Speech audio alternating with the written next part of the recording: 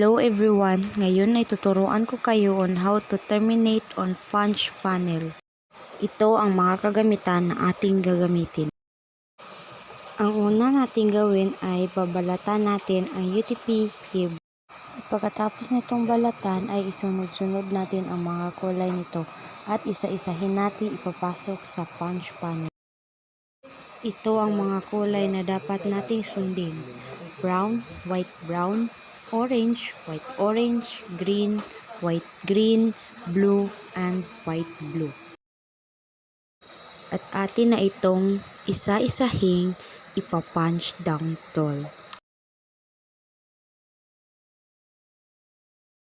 So ganyan lang po yan kadali. Make sure sunod-sunod ang mga kulay nito. So yun lang. Thank you for watching. Bye-bye!